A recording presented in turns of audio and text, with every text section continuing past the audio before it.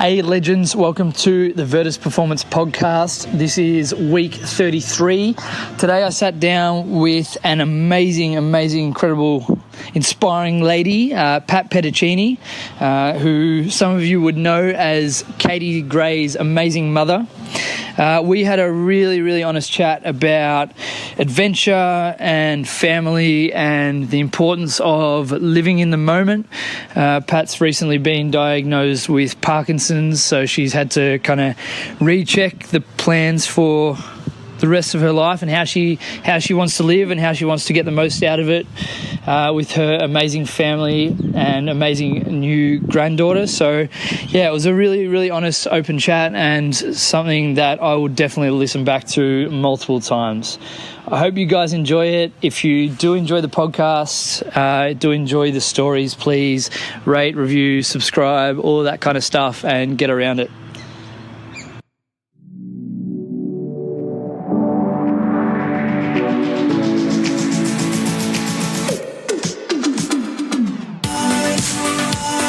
My personal and business goal is to be just a little bit better every day.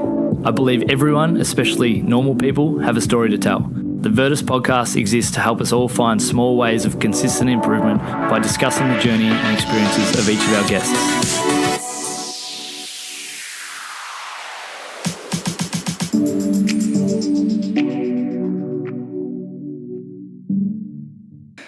Pat, welcome to the podcast. Hello. Hi. What a I'll start. start talking. How's your morning been? It's good. I just had a session with Lockie and my daughter Katie, and that was great. You're my favourite client. Okay. One of my favourite humans. Thank you very much for coming on. Well, This has been a few months in the works. Me trying to get the courage to ask you, and you finally saying yes. It's a magical time. it is, and I'm still not sure what I'm said yes to, but let's just try and see what yes means. Awesome. First question for you. What gets you out of bed in the morning? Wanting to be healthy, and so therefore that has been my life. But more as an older woman, that has been my life. And 32, 33? I wish. I wish. But it would have started when Adam was born, and I was given a gym membership for the first time in my life. Yeah. And and I was really stuffed up after his birth. He was a big baby. And so I went to this gym, and it's been from then, so Adam's 38, turning 38. Since then I have run or exercised all the time, and not. And when you say all the time, you mean all the time. Yeah, but it's not big stuff, not major things, but it's getting up, going for a run, or going to the gym, or doing Pilates, or doing yoga, or going for a bike ride every day of the week. What's it like? Where do you find that motivation to get up every day and move and to just explore movement and exercise and things like that? Because you feel so much better. You just feel better. When you don't, if you've been away or something has happened and you're not doing it, you just feel heavy and you slow and lethargic. Yeah, you just don't have that sort of energy to do it. And it doesn't mean I get up and I love doing what I'm doing and it doesn't hurt, or I think, shit, why am I doing this? There's always those times, but I'm always come back. I'm so glad I got up and just went. Well, yeah, it's that old thing, you never regret a workout once it's done. Yeah. It's a simple one. Do you so those mornings when you wake up and you're just like, I don't want to get out of bed, or I don't feel like doing it, what do you tell yourself? What's the voice at the back of your head saying? Get up. Because you're not going to go back to sleep now, anyway. Yeah. So you're awake, you're sort of half awake, you're not properly awake. But some people can drift back to sleep. I'm not a person who can drift back to sleep properly. And so I might as well just get up. I remember it was bucketing rain outside, and I always used to run the dog that we had then, and the kids are up watching TV, some cartoons or whatever. Yeah. and I'm looking out the door and it's bucketing rain. And they said, "You're not going to go out for a run, are you, Mum?" Well, Dodger wants to go for a run, so I went, and then you came home, and you just drenched. And how good you feel though? Yeah, because I passed the elements. You're in the rain. It wasn't howling gale. It was raining. Yeah. Pretty heavy, but it was raining, and you come back drenched. And you think, shit, I did that. I wasn't a mere female, a mere woman, or a mere, person. Yeah. And I just, And you just do it. Yeah. And so the kids saw those things, that I'd do it. Yeah. Just always do it. And you've raised two very active, adventurous kids. Yeah. In Katie and Adam. Yeah, very much. Do you think that's purely because of your sense of adventure and love for movement? Yes, as making it part of their everyday life now and how they eat and what they do, absolutely been my influence from that. Not my husband Kerry at all. Or you? No, he's not that way inclined as well. Yeah. But he has had a huge influence in that sense of adventure and other things. I was a single mum and wanted to do something different. My life had been pretty traditional, something like that. And a teacher I was teaching maths and science and stuff, and he wanted to go on a camp, and he didn't have a female teacher to go with on this camp. So he said, would I go on the canoeing camp with year 12s? Of course I'll do it. I can't swim. Can't swim. Just don't fall out and you'll be okay. Yeah, and he said you'll be fine. Yeah. So we paddled down the Yarra, and we were going really, really slow and we're going to be really, really late. So there's a tunnel in the Yarra called Pound Bend, and he said, let's take a shortcut through the tunnel in the Yarra. Okay, that's why not? Why not? We do that. So we go down this tunnel, and all of this water is converging off the walls, and students, are just going all over the place, me included, totally out of control. And then we get to the end of the tunnel, and there's this huge rock that the water is pummeling off. Yeah. And so there's kids just then capsizing, swimming, or we just, like, if it happened now, you'd be spaced. You'd be in a lot of trouble. You'd be really in a lot of trouble. I'm sure it taught the kids a lot.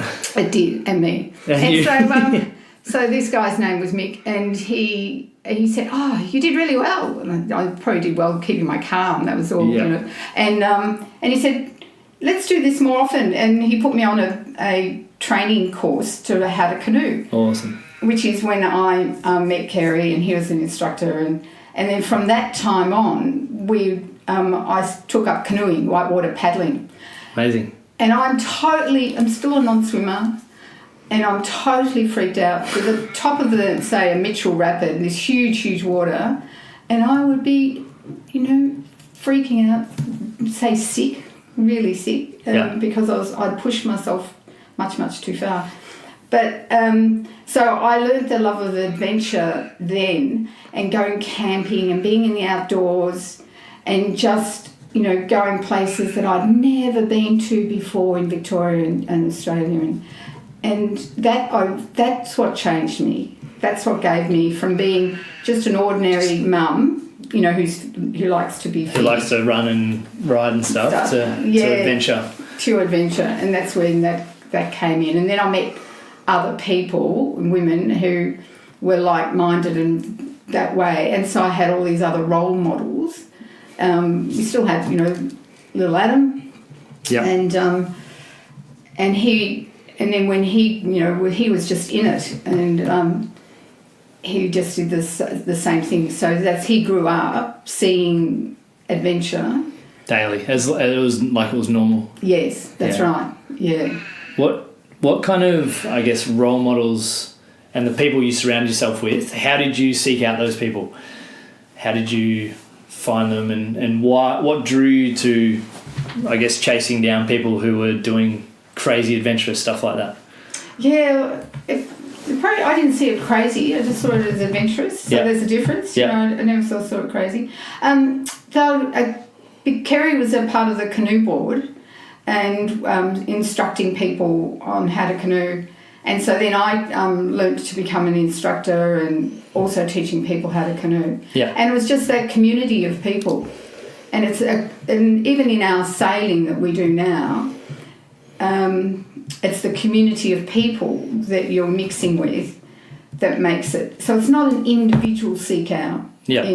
It's that like-minded group who like to be in the outdoors, who just like to hang around at, a campfire and and just experience everything rather than sitting at home in front of the TV. Yeah. Like we just this weekend, the last few days, went to Wilson's prom, and it's the same. Just I'd get up, everybody's still asleep, and get up at 7, and then run to Squeaky Beach or run back, and nice. That was to be just. I love it. It's really, really nice that you come back feeling so good and energised. For the people out there that I guess struggle to take that first couple of steps in the run and to actually get moving, what advice would you have for them? When you think you're going to roll over and go back to sleep, don't. It's that simple, people. It's that simple. Just don't. I love that but that's all it is, really. Like it's really easy. It would be really easy for you to, half of your week go back to sleep, but because you've got that understanding of how much you enjoy it and how much you benefit from it, it's kind of a no-brainer. Yeah, and you like in holidays is when I look forward to waking up and going for the run. And so holidays I don't have time off because wherever you're going, holiday is a really nice place usually. So when you go for a run, you see places. Yeah. And you're seeing the city wake up, or wherever you're in the and you see it from a different point of view than you would in the car or on a bike. Yeah, you do. Yeah. Tell me about your first half marathon.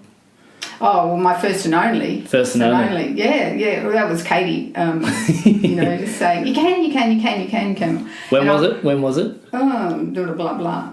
Was it 2 years ago? 2 years ago? That's, according to my research, was 2 years ago. Yes, 2 years ago. So Katie had nagged me, and I was wondering, well, maybe I could. So over quite a few, I didn't say anything to Katie or Kerry or anybody. Yeah. And I just started running a bit further. And Kerry said to me one morning, "You're gone a long time." Like he hadn't even noticed I'd been doing this for months. And so I just kept on going longer and longer and longer to seeing how long I could take and whether I could do it. Yeah.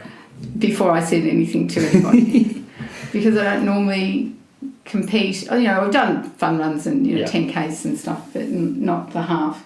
Yeah. And I wasn't sure. I didn't want to do it if it meant I was going to stuff hips or knees or create chronic injuries. Yeah. Because I value being able to do my, the 45, 50-minute runs, whatever, and, working out. Yeah. I don't want to do stuff that's going to... well, I guess it seems, from my point of view, it seems as though you want to kind of push the boundary slightly, but not take the step over. No. Because you want to be able to keep adventuring and keep doing all those things. Yeah, that's right. And if I had... Yeah, that's right. And I'm not sure how much longer I'll, be able to run. So... I'm sure it'll be a lot longer than most people. Probably. But, I'm hoping that's the case. Yeah. It's really good. Talk to me about your sailing. Is that something that you took up recently or you've been doing for a while? No, I took up... Adam was 8. Katie is a newborn baby. Yeah. And I wanted to do something with Adam. So Adam and I did a sailing course together. Awesome. And with, again, not a non-swimmer. Coolest mum ever. Non-swimmer. Second coolest. Sailing. My mum's the coolest, sorry. Oh, yes, of course. I have to say that. Yeah, of course. I'm not sure she's been listening, so maybe I don't have to say that. But anyway, carry on. That's good. So Adam and I did the sailing course. And we were hopeless. Absolutely. I had no idea. I was fearful. I had no idea which way the wind was coming.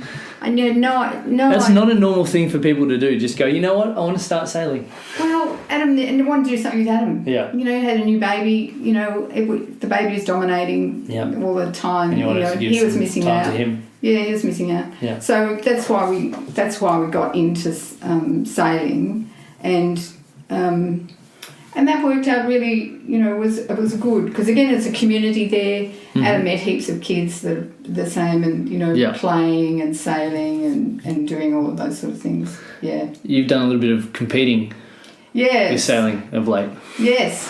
So did sailed in the Worlds in Japan. As you do. In the Worlds, okay. Yes. Good. And I'm really proud of it because there was 97 boats and we got 18th. Well done. And I was sailing with a guy called Alan. He's from Macrae. Yeah. And Kerry wasn't interested in sailing in a world. He'd done a few, and he just it's not what he was interested in. Yeah. But I still was really keen to do it. Alan wanted to sail also, but his kids wouldn't lose weight or wouldn't train or wouldn't do all that sort of stuff. So I asked him would he interested if I did it with him. Awesome. And so we had a year, 12 months, really strong campaign, sailing nearly every single weekend together and doing theory sessions and lots of discussion. And it was a fantastic experience. I learned heaps from him. It's good, going or meeting somebody, I knew the guy but didn't really know him. Yeah. And that was a huge challenge, not just the learning how to sail together and improving how we were to sail, but we're making a commitment. Both of us are married. Both of us are going to be travelling overseas to Japan. Yeah.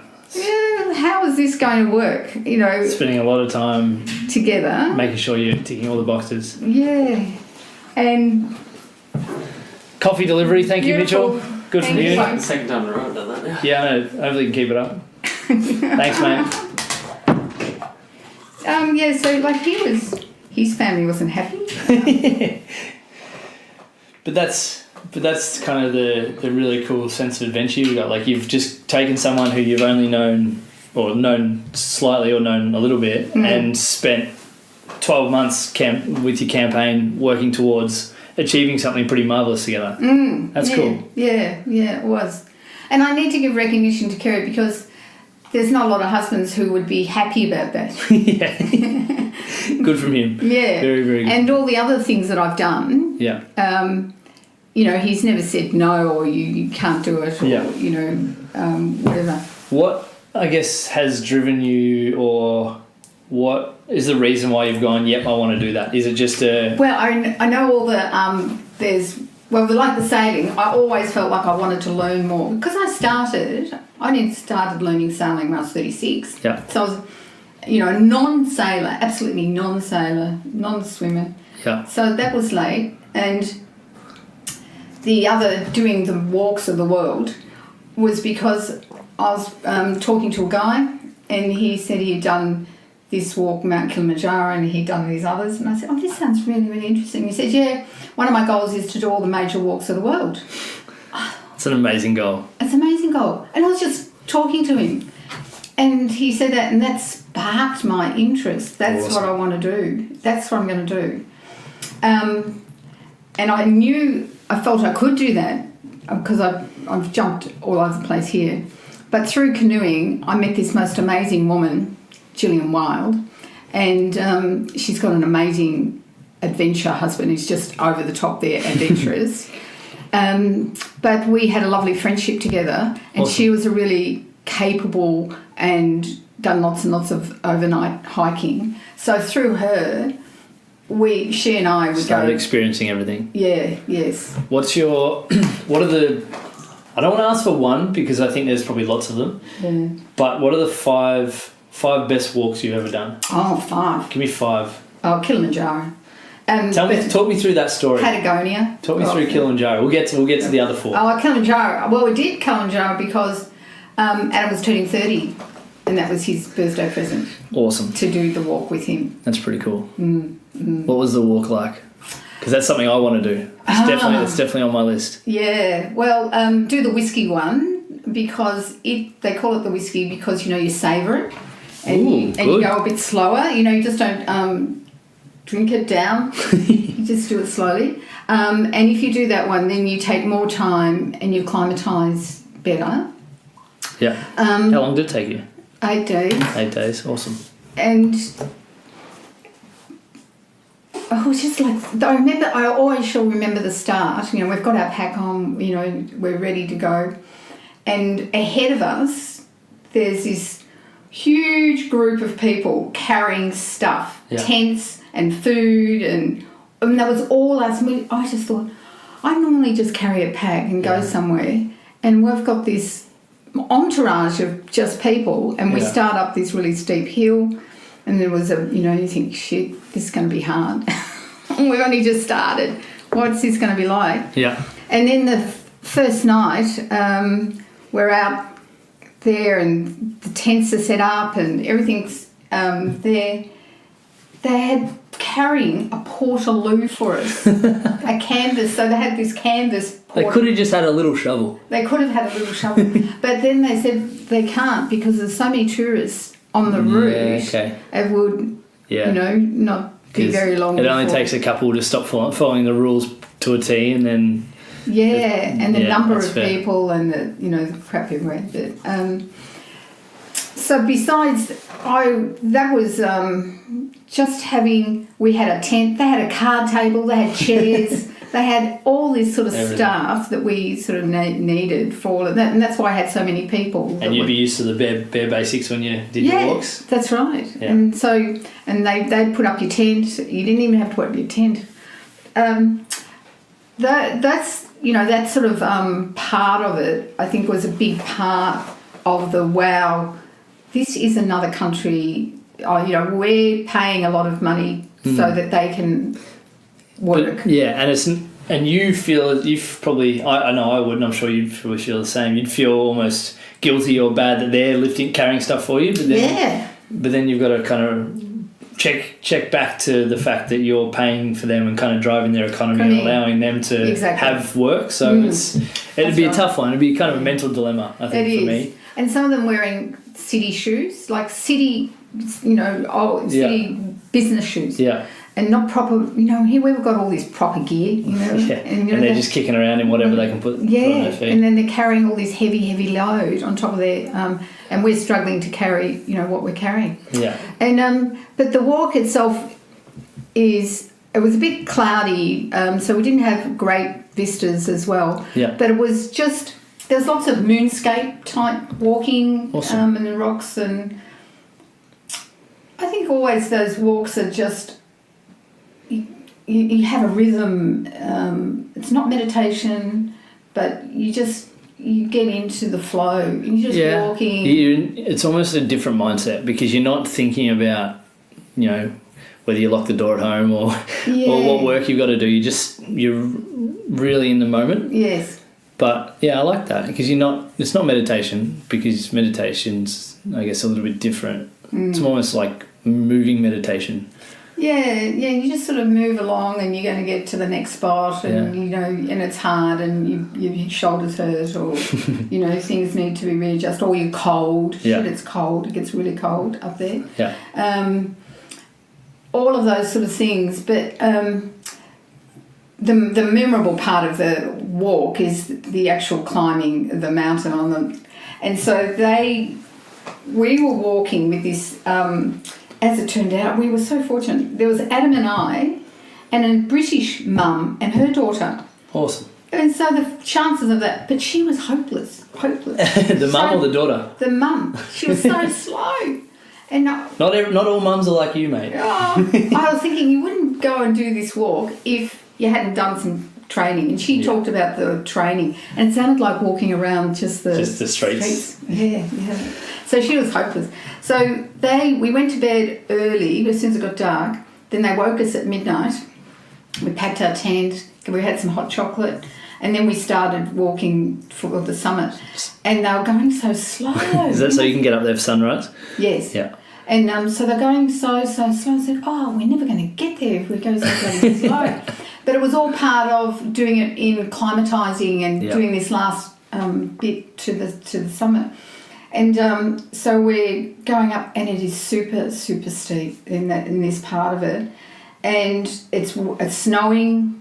The snow's really deep. You're getting, you're cold. You can't. It's freezing cold.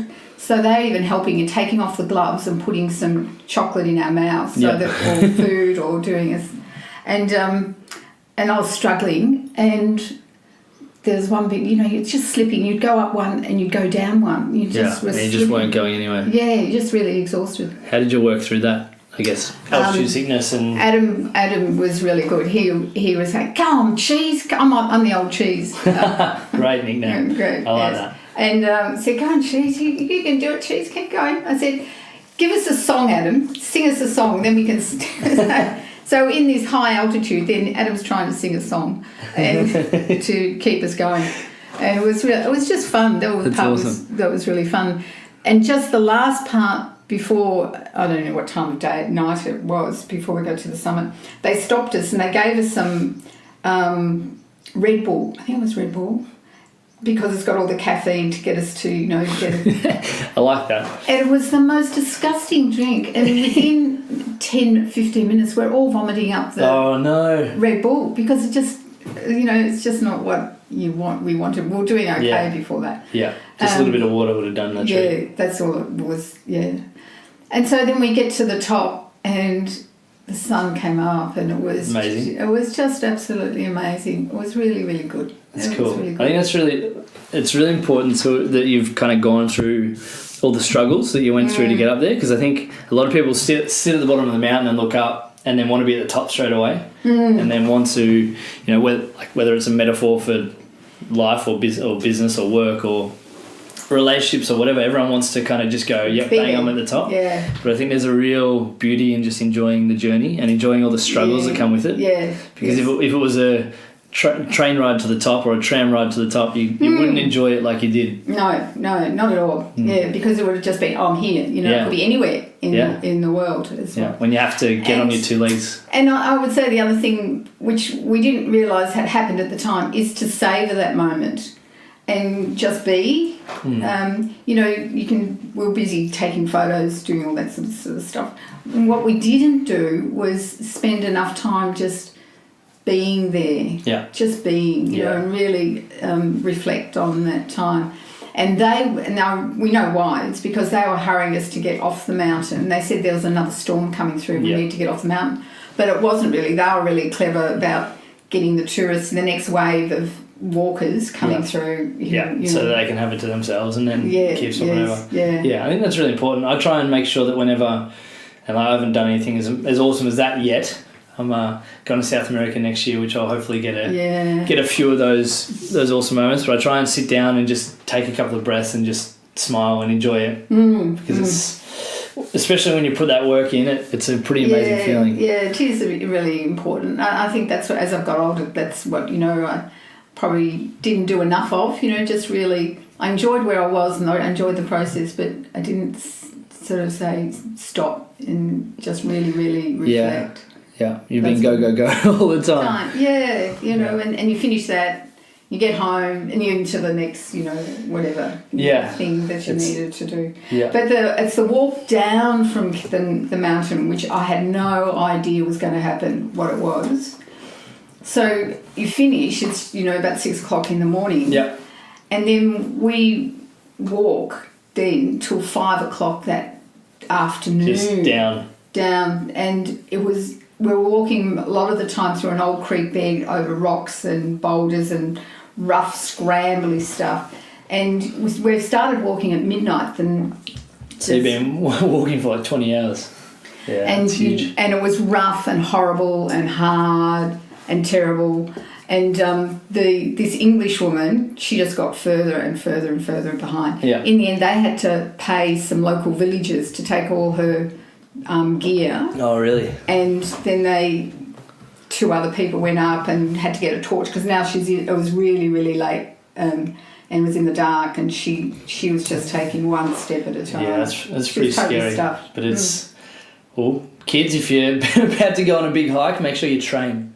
Make sure you're in a physically capable position before you do it. Because it'd be pretty scary, especially for a daughter, like if she's worried about her mum and things like that. Yeah, yes, that's right. The guides were really fantastic. They were really, really good. I'm sure they'd see it a bit. They must see that. But I just don't know how people can do things without having a certain level of fitness because you're not going to enjoy it. Yeah, that's fair. And I think you've got to earn the right to do those things. You've got to have put in the work and things like that. Yeah. Talk to me about Patagonia, because this is basically all for me, because you're just going through my bucket list, all the stuff you've already done. Yeah. Well, I did the W circuit, it's called. I did the O, which means the whole mountain range. Awesome. And it's from start to finish. If you do the W, you're going through all the major peaks, but then lots of tourists can access that, and so you've got lots of other people around. Where if you do the O, you get into areas that you can't, and it's just spectacular views. Those glaciers that I just shall always remember. But again, I had this really good, fun experience. I had to start at Port Natalis, is where I had to meet the guide and the group that I was travelling with. Yeah. So I get there and I meet the guide, Polo, his name is, and he said, well, I've got some news. You're the only one on the walk. Oh, how good. And I thought, so does that mean you're cancelling it? Because that's a huge expense. And he said, no, it's just you and I. Cool. Are you going to be comfortable with that? And I said, yeah, I think so. That's all right. I didn't know, you don't know, live with somebody. Yeah. And so that's what we did. We went off together. I'll tell you that was really funny. He then said to me, well, if it's just you and I, do you want to share the same tent? And me being me said, oh, yeah, okay. That's all right. Making friends? That's right. And then my sister that night said, you don't want to do that. You might want to get up in the middle of the night. You don't want to, you don't know the person. Yeah. You don't know what it's... So next thing we didn't share the tent. But I got this huge 2-person tent, which, is plenty of space. And then Polo had a single, just little micro light. And he carried all the food that we needed. He did all the cooking. Good from him. I have never been looked after like that in my whole life as much as Polo did. That's awesome. He would go, we'd get to a campsite, he would put the tent up, before he put the tent up, he would set me up and he would have some olives and cheese and biscuits and he'd sit me down I'm all comfortable and we've walked all day, and then he goes and sets the tent up, he goes and cooks dinner. Good. Yeah. And you can just kick back and relax. Absolutely. There's one day he said to me, you've got that book you're reading, aren't you? And I said, yeah. He said, go and get it for me. I said, oh, okay. And so I got and he said, bring your Lilo, bed mat. So I brought the bed mat and the book, and I didn't know what he was talking about. And he said, now I want you to go and find the bestest place in the world. And just go and read. Just go and read. He just gave me permission. Isn't it silly how you got to ask for permission? But he gave you permission just to really be there where we were in these most wonderful places of the world. That's amazing.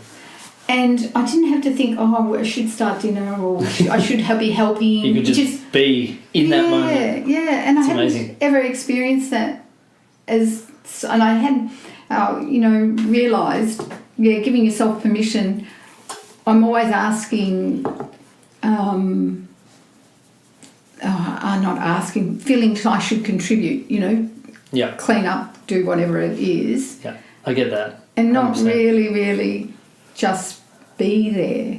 And we just had this best time. That's amazing. I think that's really important to be able to allow yourself to just disconnect and just focus on right now and not worry about having to cook dinner or have to set up a tent or something like that. It's pretty amazing. I sent a message to all my staff a couple of days ago. I'm just I just want to make sure that all of you guys, if you're not going away over the next couple of weeks for Christmas, that you're at least planning your next holiday so that you can... Because I think making sure that we all take time for ourselves, even if we don't want to. I don't like taking a break, but I've forced myself to, and it probably sounds a bit obnoxious, but I've forced myself to book holidays because I want to be at work all the time. But that holiday whether it be a hike or a one-day hike to Wilson's Prom or to or up in Dandenongs or something like that, that allows me to disconnect from work. And I think that not enough people allow themselves to do that, disconnect from their responsibilities and just focus on surviving and just being. It's really important. It is, isn't it? Yeah. And uncluttered and just being, not shops, not not stuff. Yeah. And just enjoying the world for what it is. And that's what I learned from Polo. And so I think from each of my trips... How long did you spend with him? So that was a 10-day. 10-day. That's pretty cool. Yeah. That would be an experience that not many people would have ever. And because he's done it so many times, he knew the route and he knew so much about the geology and the geography and the history and, we just, all of those sort of things. It's a challenging walk. It was howling gale on the pitch, like on a ridge. And I'm not very heavy, and then my pack, and it was just blowing me down. So I'd have to crack. One point, I had to hang on to Polo's back on his pack, so that I didn't get knocked over. That's so scary. So it's really scary. So you go from windy, then you got this snow up to your knees that you're ploughing through up to a mountain top. Oh, that's so cool. Yeah, and just there's lots of dangerous bits, but it's not necessarily dangerous, but it is pretty big days, long days. A lot of walking. A lot of time for thinking. And then zoning out and not paying attention for a couple of hours. Which I love that feeling when you just stop thinking and you just one foot in front of the other. Yes, and you just go into that sort of rhythm. But because of Polo, he had all the food you ever wanted, and he carried and had all the so that made it easy for me, really, in what we were doing. Awesome. And he was just this amazing sort of guy. That's awesome. Couldn't have been better. Trip. Walk number 3. We'll go through 3 because I got other stuff I want to ask you. Oh, the other one would be the south coast of Tasmania. Ooh. So good. you fly in there to Melaleuca. Yep. And then you walk for 8 days along the south coast walk. Amazing. So there's no mobiles, no satellite connection. There's nothing. So if you stuff up, you're in trouble. Yes, you've got to just wait for somebody else to come along, and then for them to walk out to say, get a helicopter in or something. Yeah, it's a little scary. That's right.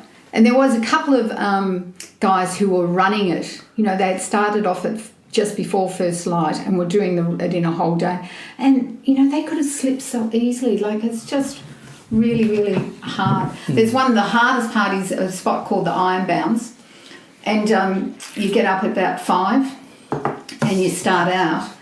And again, it's, getting to that summit. And you're just going up and up and up. There's just unrelenting going. It doesn't stop. Up and up and up. That's why they call it the Iron Bounds.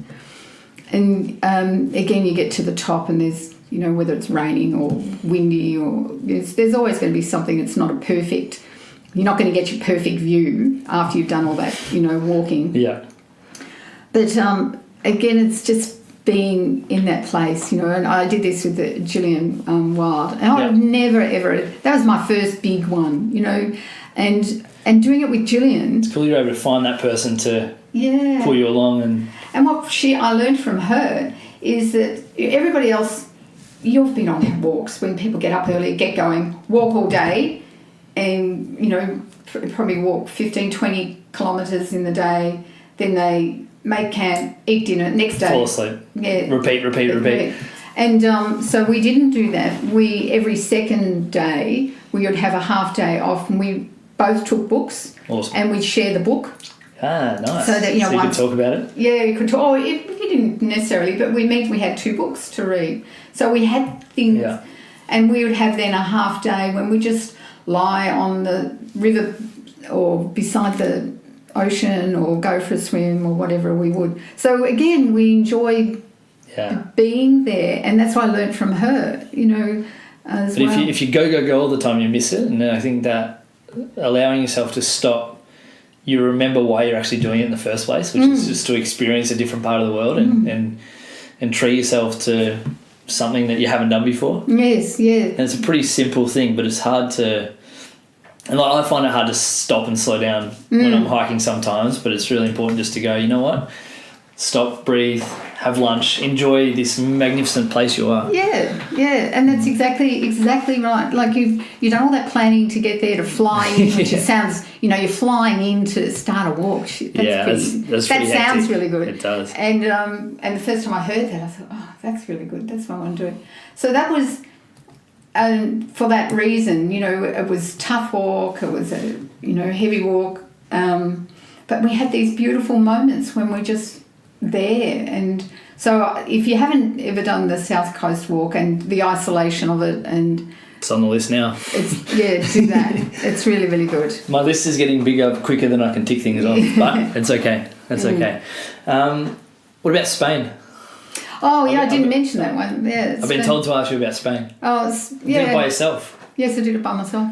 What was different doing it by yourself compared to doing the trips with Adam and Polo and Gillian? Well, Spain was hard because I didn't speak Spanish. Yeah, well, that's probably one part of it. And it was, it started off pretty tough when I was by myself. I didn't speak Spanish, and it just sort of started on the walk. And I wasn't sure how it was going to work out. But I happened to meet up over a beer on the first night with this group of 4. One guy spoke English and the other spoke, no English, and I spoke no Spanish. So I just joined in with them. Awesome. So that was fine because then they told me, if we came to ordering food or stuff, they just did it and I just paid whatever I had to do. So awesome. I really wasn't by myself. Yeah. I was with these... You met some new people. I met some new people.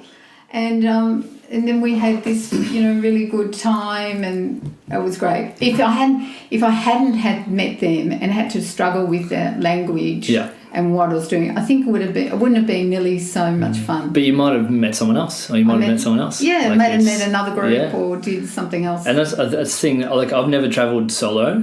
I was very close to doing Everest Base Camp by myself this year, but didn't do it for a couple of different reasons. But that's kind of the plan for next year, and I want to be able to say I did it by myself and met a bunch of people there, because wherever you go in the world you're going to meet people, and I think that there's always going to be someone that wants to help. Yes. And I think that allows you to kind of fly by the seat of your pants a little bit and just hope that someone's going to be there to help you. Yeah, and I never thought that would, I didn't expect it, and it didn't and that's exactly that's almost the best part about it. Yeah. And without them, I wouldn't have been able to do it. So it was really, really, really good. And they were fun and great drinkers. Good. And lots of beautiful beers but it was hot. It was really hot. And but how I came to do that one again, somebody talking to a friend, she and her partner had done the walk, and but they started in the south and went north, not the traditional east west.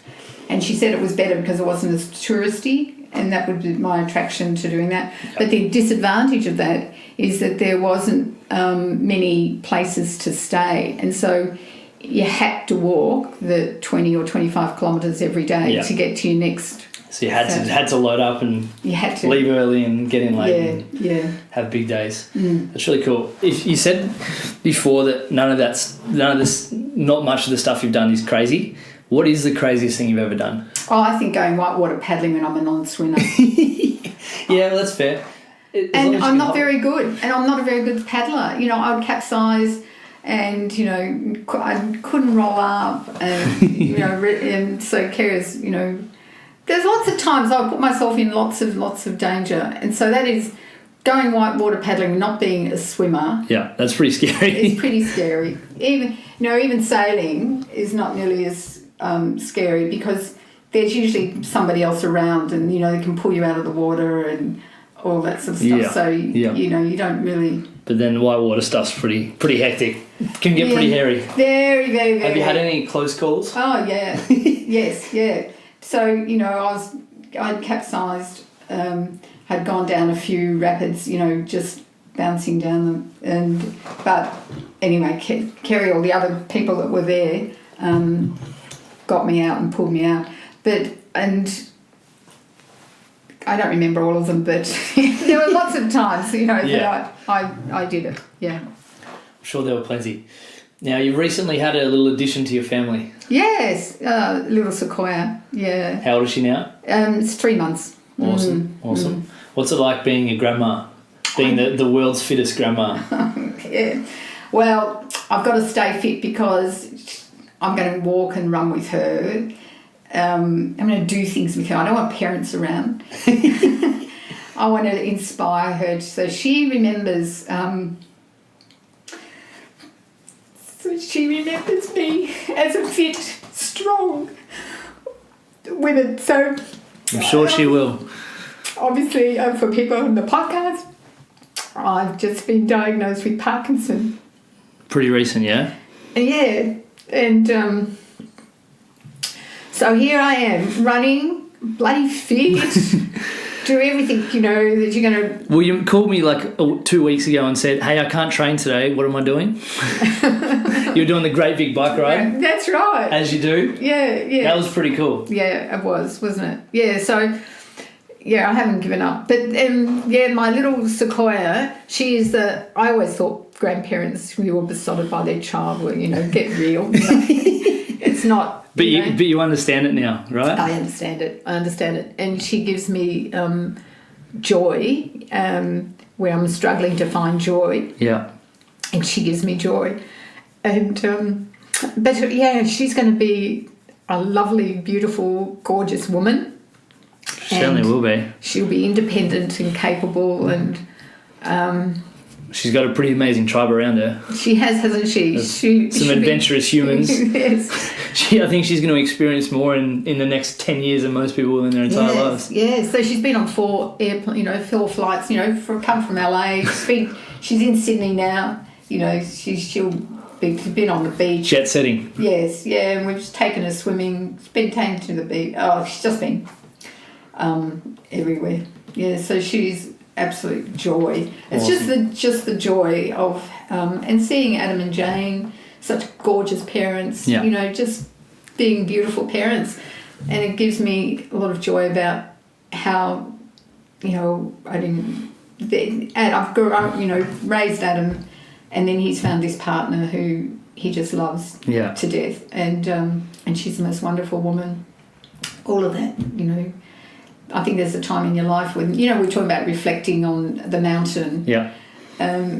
It's now, reflecting on being a parent a little bit, and it just, I just love seeing them all together. Must be a pretty amazing feeling. Yeah, and everybody wanted to go camping and...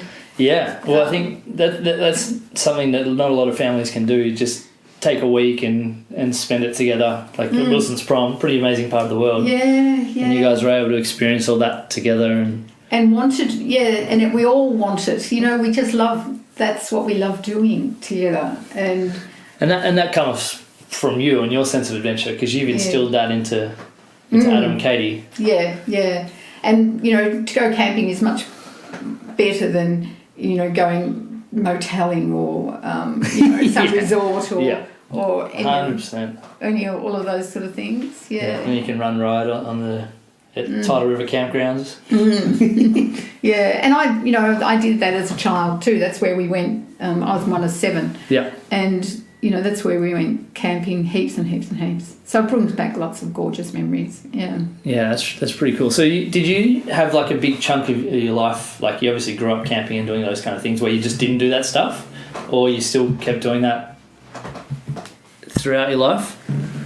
All the camping and adventure and stuff? Because you said you kind of joined the gym when Adam was born and started from there. Did you? Yeah, before that, I was just traditional. Yeah. Yeah, just one of 7, very strong Catholic family, and we'd go camping, but no real. They're not adventures. It's just what you can take 7 kids camping, and we're in a caravan. So there was nothing that was really different. But what was different is growing up in the 60s. And, you know, Mum was a great mum and, you know, looking after us. But I rebelled. Rebelled against, I want to be everything she's not. Yeah. I'm going to be independent. I'm not going to be just looking after kids all the time. I'm going to do my own thing. Yeah. And that was really powerful for me at growing up.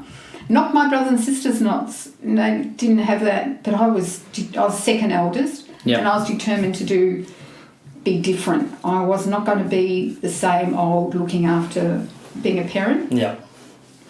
But I didn't know what that was, and so, you know, I went to uni. You know, just working, you did all those, had Adam, and it was like once I was a single mum then, that I just thought, I'm going to take this opportunity now to do those things that I thought I wanted to do. It's pretty amazing. And it's sort of those things that came, you know, if I hadn't ended up single mum, that wouldn't have happened. I would have just stayed as, you know, in your job and you're doing your job and you've got your friends. I don't think I would have ever taken what I inspired as a teenager, wanted to be something really different. I like that.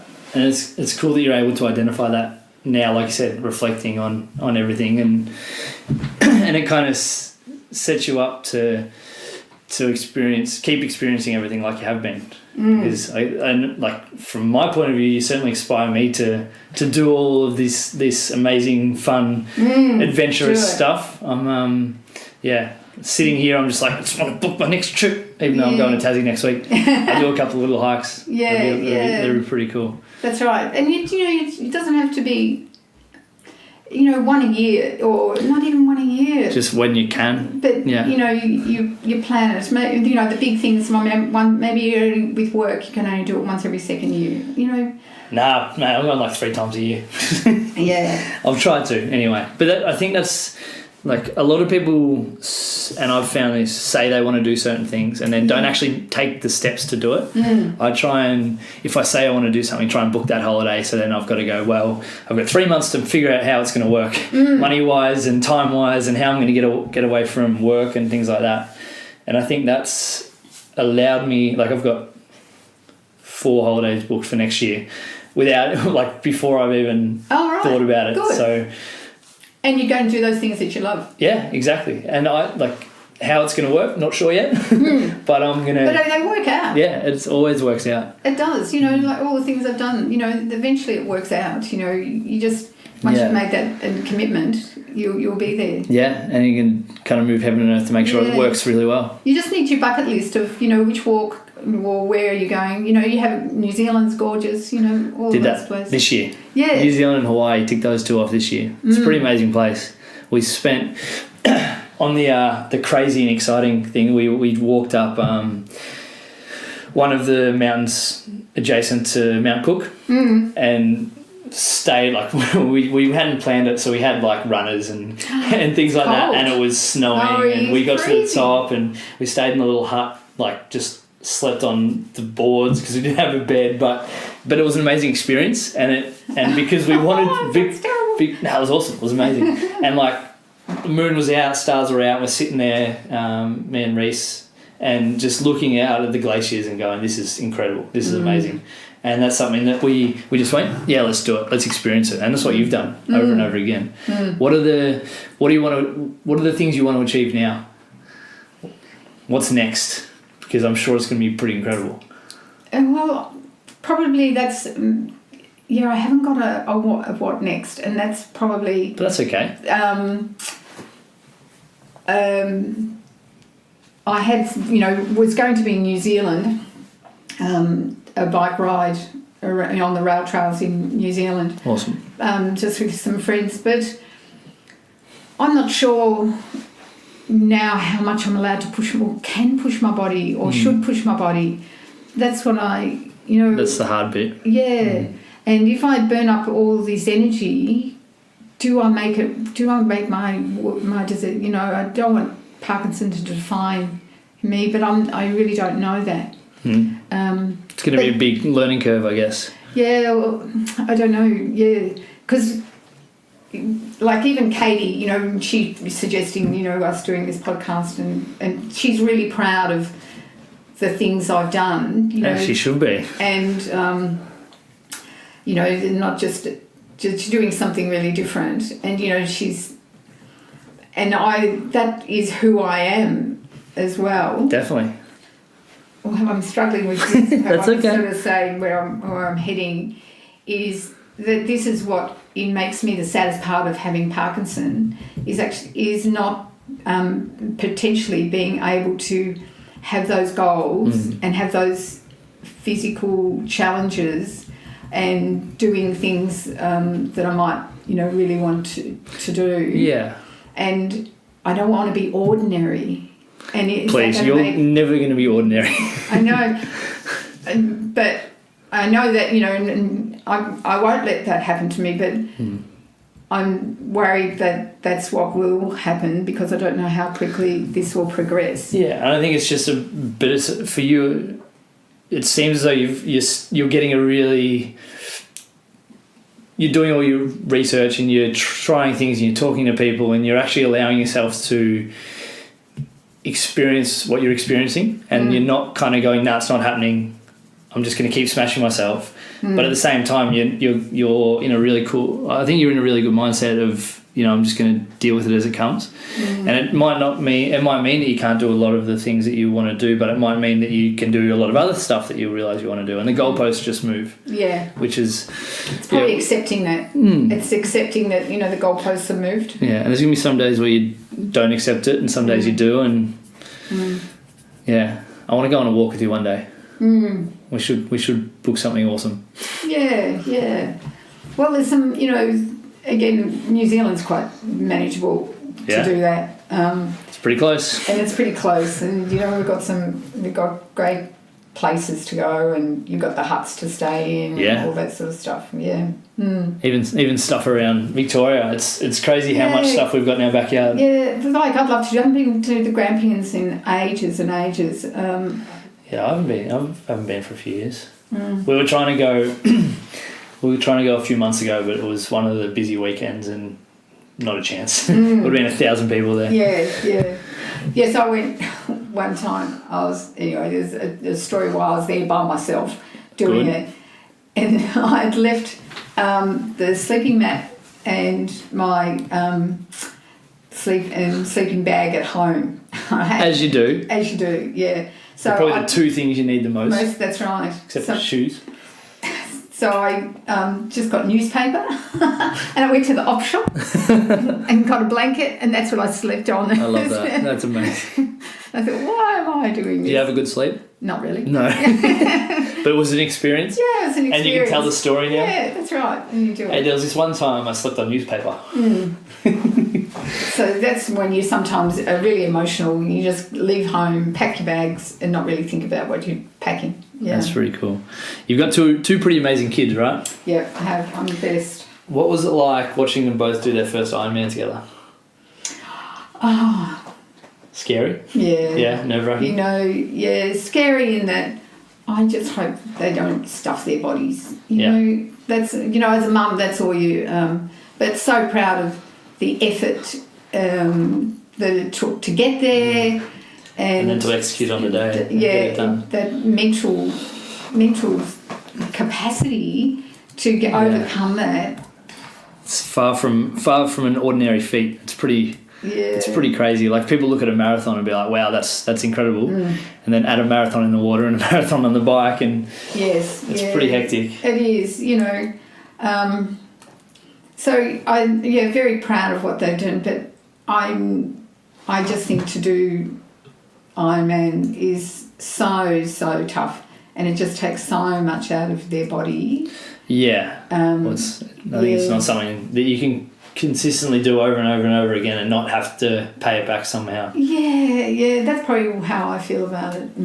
Exactly. Yeah. And I want them to be, because my mantra to them is that it's okay if you're still running at the same age as me, then that's okay. Yeah. You've got to make sure you're still able to do it. Yeah. Yeah, and it's a hard one, and I think it's a balance, because it's part of your brain, especially for like Katie, for one, she just wants to run. She wants she wants to do all this stuff, but she's got to check herself sometimes. And I think any athletes goes through that stage where it's just like, well, maybe I'm not ready to do this. And it was pretty cool to see her do a half the other day, and to achieve it. And she was pretty sore I think she's still sore, but it was an achievement, and it's something that she worked incredibly hard for, and it was pretty cool. She does, doesn't she? And I'm always amazed about how she tries so hard, but her body lets her down.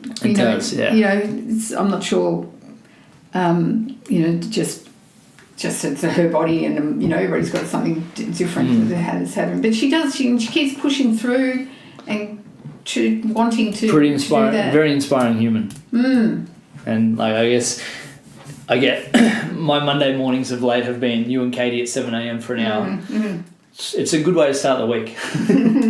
It gives me a little kick up the butt. Make sure I'm doing cool stuff. Yeah. Now, Katie said that you might not want to talk about this, so we'll see how we go. All right. But what have you learnt through raising Katie and how she's struggled with, I guess, mental health since being a teenager? What's that taught you? Oh, it was tough. Yeah, I can imagine. She was a really tough. I wish we knew then what we now know. I don't know what it's taught me. I do know. It's just how to, as a parent, you're hopeless. You're feeling hopeless because you don't know how to help, and whatever you say is wrong. And dealing with teenagers is probably hard enough as is. Yeah. And Katie, was just, she'd gone from being such an easy child and just fitted in, it wasn't any problem at all. And Adam was, quite the reverse. And then, she had all these changes at school. Friendships were breaking down. Nothing was ever right. And that's become a pattern, in her life too. And, but, that's something I'd never experienced. I had not come in contact with. I had no knowledge about what to do. I'm not sure, what's it's taught me other than, don't know how to... That's completely fair. I think it's a hard thing when you feel helpless. And I can only imagine what it would be like to feel helpless as a parent. But I think it's credit to you and Adam and Kerry to be able to have that supportive environment where she's able to work through it. And I think she has a good days and bad days now, but she's always been able to, and like she told me, she's always been able to have that support network around her and look up to you and have that drive to look after herself, which is pretty special. Yeah. But, she's done it really, self-taught, and she's done it. I don't think it's... We're a backup. She knows we've always got the backstop. Yeah. But it is sometimes like a steam train, it's gone through and she's got it off the station and she's okay. Yeah. But we're still on the train. Yeah, that's a heavy analogy. I like that. Yeah. All right. Book club, 30 years. Talk to me. Oh, yeah. Because I was talking to a couple of guys at the gym the other day about starting a book club because... It's such a good thing to do. I love books. My bookshelf's looking a bit sad at the moment because everyone keeps borrowing them. Yes. But what... So, first of all, why'd you start a book club? And second of all, why'd you keep it going for 30 years? Yeah, well, we're sitting around the sandpit. Katie's in the sandpit with other little babies, little toddlers, nice. Little 2-year-olds maybe, not even 2 maybe. And I said to the other woman, my brain needs to be doing something. This is I was bored, from having little ones. Yeah. And I said, does anybody want to join a book with me? And so the other similar mavies around the sandpit said, yes, let's do that. And so the CAE at that time, you'd get a book list, of all the books you could choose. Yeah. And we joined the Council of Adult Education Book Club. Cool. And that's how we did it. We just started from them because other women were also feeling bored out of their brain when nobody was talking about that. We're talking about babies all the time. There's a limit to how many you talk about babies. And so that's how we started. We'd rotate month to month the book, and we'd rotate the role of who was ordering the books and doing all that sort of stuff. That's cool. And at the beginning of the year... Did you catch up once a month? Once a month. Yeah. And beginning of the year, we would choose the 12 books or 10 books that we're going to read over the year. And you just learnt, it was about the different women, their style. Yeah. We'd read poetry, we'd read novels, we'd read, lots of different books that I would have never ever... And we had great discussions. That's cool. What was the format of the catch-ups? How did you do it? Did you just all sit there in a circle and talk about what book you're reading, or? Not that book. That book that we had for the month. Yeah. So we all had the book, same book. Oh, that's cool. Yeah. So that's why we joined CAE, because then they provide you the books. Yeah. Then later on, we found that the books were getting a bit boring, and so we chose one we'd all agreed to buy or borrow from the library or do something like that. So we changed over time. And we've had a death from the group. We've had, babies being born, people coming and going. It's a little community again. Yeah, and for many years, our Christmas breakup was in the cemetery at Oakley. Oh, really? So we would sit on the tombstones and would, toast or take a glass of wine to whoever we were sharing our Christmas at the cemetery. So that... There was some sort of nice memories really nice. As well. That's cool. Yeah, it was just a good thing. It was such a good thing to do, to stimulate your brain, start talking about other things other than children. That's really why. Yeah. And keep you why sane. It's still going now. That's awesome. That's really cool. All right, I've got a bunch of little questions for you. You can be as brief or as long-winded as you want with these answers, but try and go first thing that comes to your head. Okay. Who do you most look up to and why?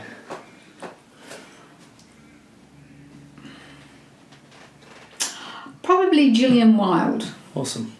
Because she was the first person who really introduced me to being an independent woman and doing things that I can do this by myself. We can do this. Awesome. It's a pretty powerful thing when someone can inspire you to change your mindset like that. Yeah. And I think, talking to you now is, reminding me of Gillian and the friendship that we had then. We don't see each other much now or make contact with each other much. How you drift. Definitely. But I'm sure when you do chat to each other, it's like nothing's changed when you've got a friend like that. Yes, that's right. What advice would you give a 15-year-old version of yourself? 15-year-old version of myself is, I don't know how to... Don't accept normal. Don't accept average. You don't have to be average in the things you experience in your life. And, look for those things that inspire you to inspire you beyond the normal. I like that. That's cool. We should make that into a t-shirt. That's cool. Do you have a morning routine? Get up, go for a run or go to the gym. Perfect. Get moving. I like it. That's it. What is success to you? Staying healthy. Perfect. And now success is really having joy or pleasure. Something about that joy and just having joy in your life. When you've got an inner happiness, that core. Yeah.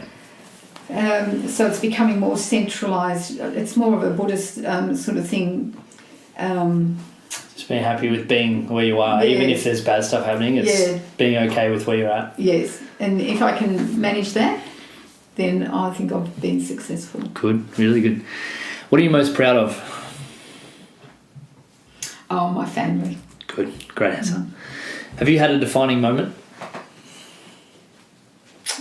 One that you can think of? Because I'm sure you've had lots.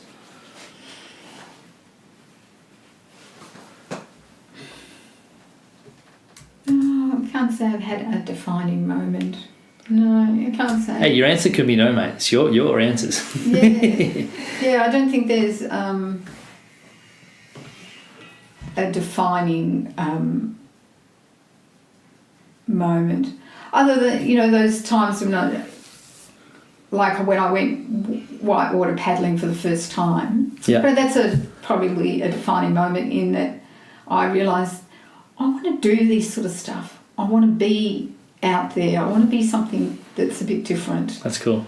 So I think the whitewater paddling set me on that journey, and it has really. Awesome. Do you have a mantra? No. Good. All right, last question. If you could invite 3 people to dinner, who would they be and why? Do you know, there's a recent one of her name's Mitzi. I work with her at Sacred Heart Mission, and I just get so much joy about being around her. Awesome. She just got this smile, the way she interacts, the way she cares. I just think, I wish I could be like her. She's just... I think you have that effect on a lot of people around you. Oh, but she's great. So I admire Mitzi, and she's young. She's in her early 30s, and she's just really good. What was the question again? 3 people to dinner. She's one. She's one, and she's a great conversationalist. And she just invites people conversation. She starts conversation. Cool. She's really good. And the other one would be they're 2 girlfriends, but I'd lump them together. It would be Pam O'Neill and Jill Reid, and 2 the closest, really close friends. Awesome. They just, they've got interesting things that they're seeing or doing that they bring to the conversation, and it's just that they contribute, and it's not just about them. Yeah. They're genuinely interested in what's going on in your life. Yeah, what's going on in my life, but what's going on in the world, what's a good book to read, what's a good recipe, so what's they're just, they're really wholesome people. Awesome. That's probably... I want to come to that dinner. Yeah. All right, last question for you. What's your favourite book? If you could recommend one book to everyone, what would it be? Oh, shit. And I'm not taking I don't know for an answer because you've been in a book club for 30 years. You better have a good one for me. Yeah. Oh, there's, there's novels. Are we talking about novels? Are we talking about... Anything. Just one book. One book that as soon as we're done, I'm going to go and buy. Oh, shit. I know, pressure's on. Precious. Precious.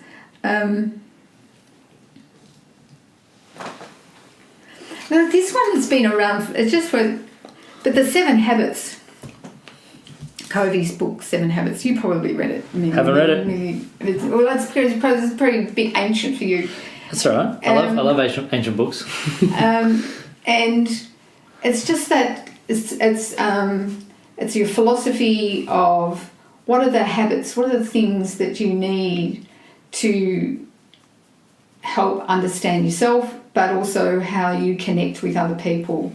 And so it's talking about these 7 habits, and which one's about staying centered and being true to yourself. But it does it in such a way that it's really accessible, that you think, yes, I can do those sort of things, and it gives you a way forward to achieve those habits of being at your core and being centered and understanding the person that you are. That's cool. I like it. Well, thank you very, very much for coming on. You're an absolute superstar. Oh, thank you. It's been a really interesting journey, discussion. I didn't know where it was going to go. We've covered a huge amount of ground. Yeah, I think we might do 7 or 8 more just to keep it rolling.